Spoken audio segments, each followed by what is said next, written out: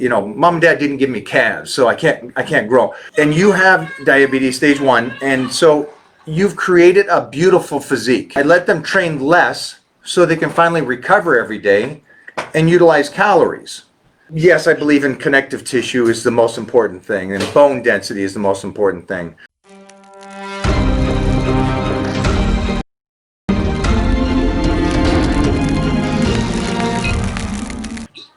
It's funny, I'm curious on you.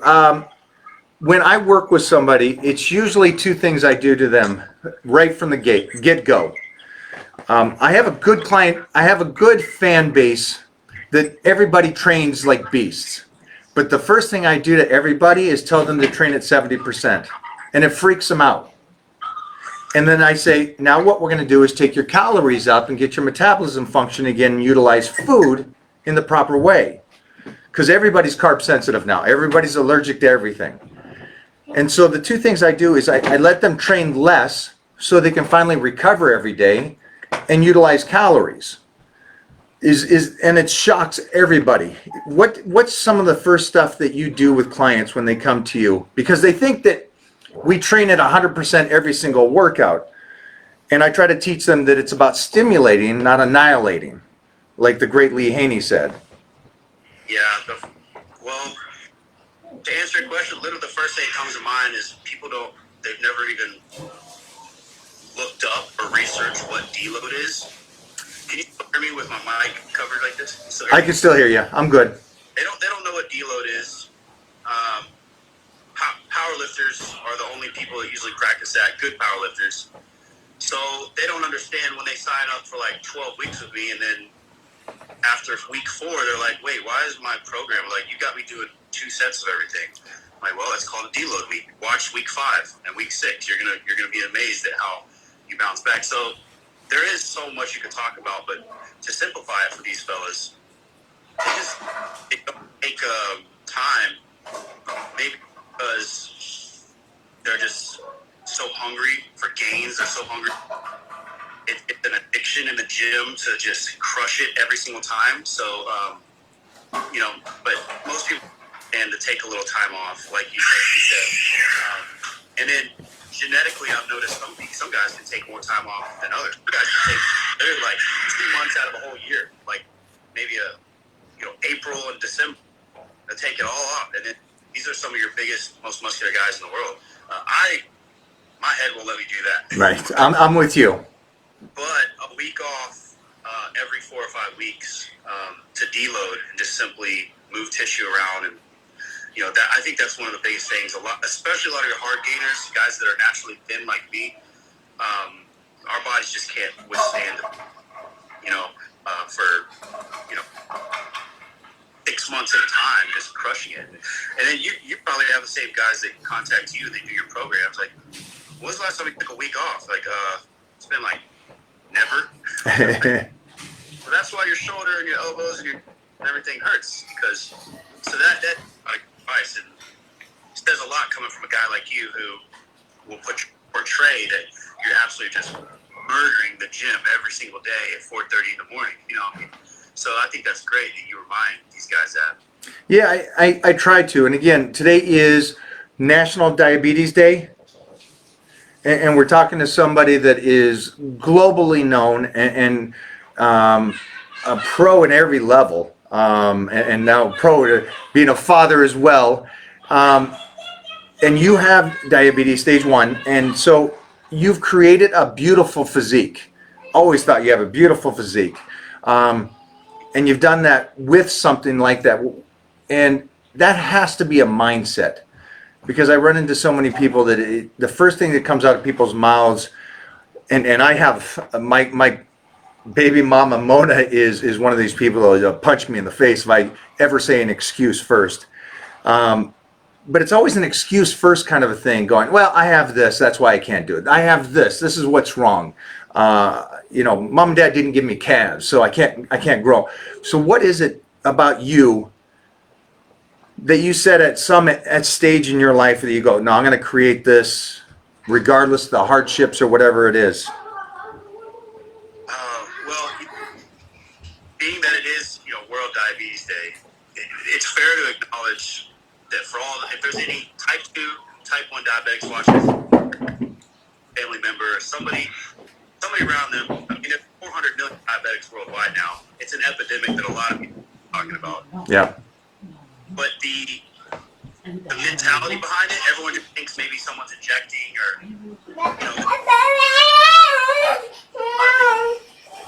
with diabetes being the fact that if you do so with a type 1, you have little room for error. So there's a lot of anxiety and just want to go eat cheap. It doesn't feel as comfortable.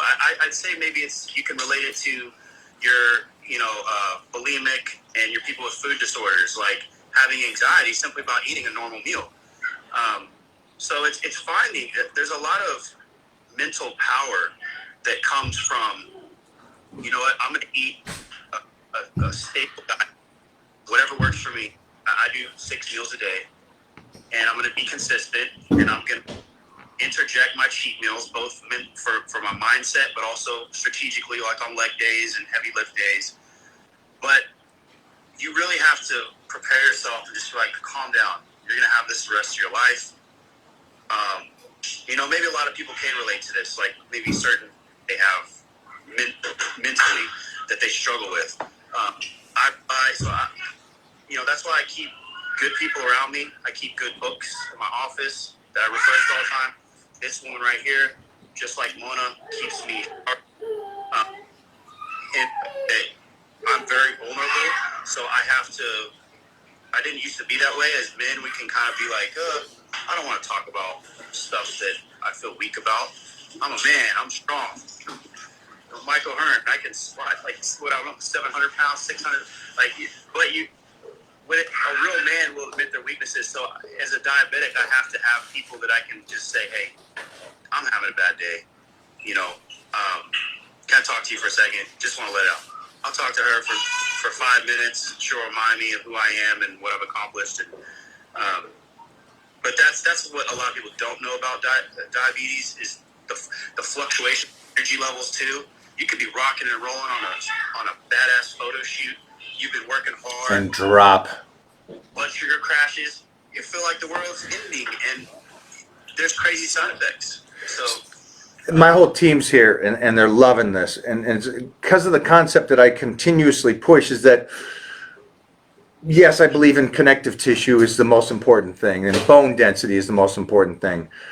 But the greatest thing I think, and I'm hearing it, and they're all saying this now too, is the coolest thing about being on a schedule with a nutrition plan and a scheduled training plan and going in there and doing it for yourself, not for the appeasement of others, but you create such a mindset that will set you up to win in life.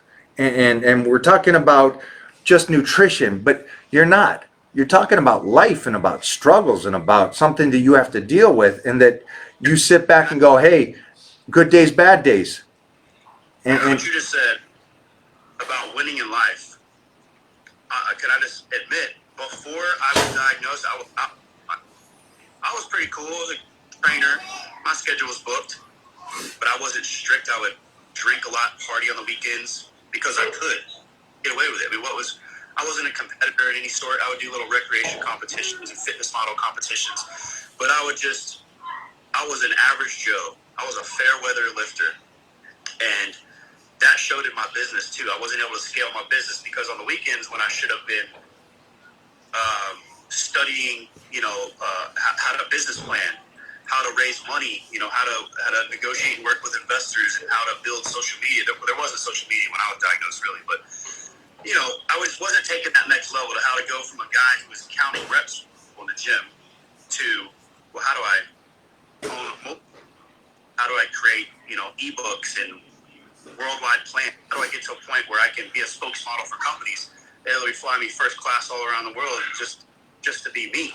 I never planned that.